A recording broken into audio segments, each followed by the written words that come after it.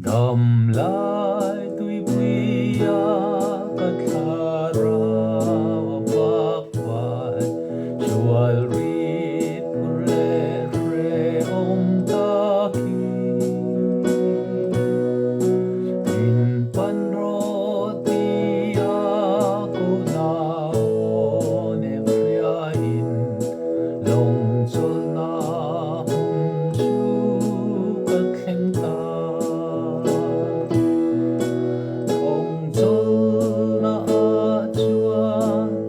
thlarau cholta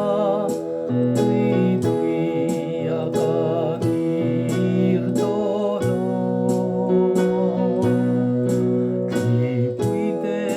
frangin tuipui fon velase iswa kahin rengani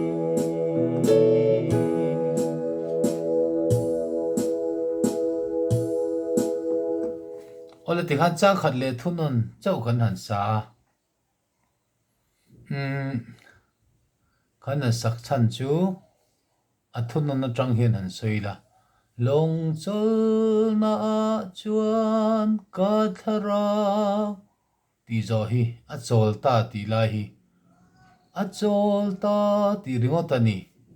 mi ania a cholta ti hi rem viawa ma sela i ani lawani a cholta ti ringotania tuipuiah ka kirtolo tuipuite frangin tuipui fon velma se iswa kahim rengani iswa tilai po hi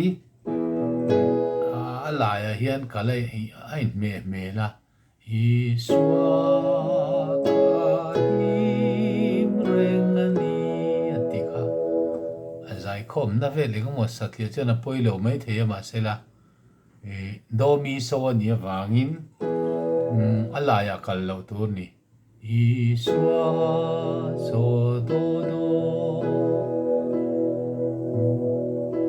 do ania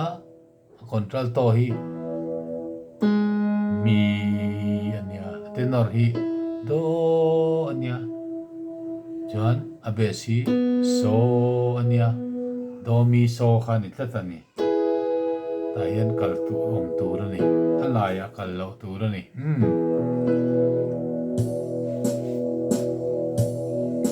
khomai amin kong tu ne na ka in ve a tu chu ka lo ring ta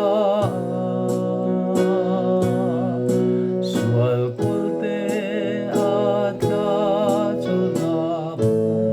ka thleng ta long chol na chu lal pa ni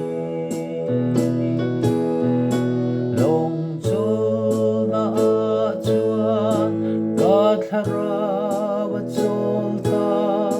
tuipuiah ka kirtolo tuipuite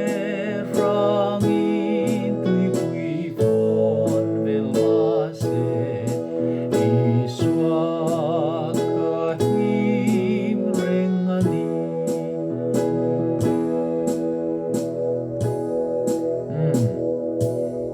hai du tok phot mayang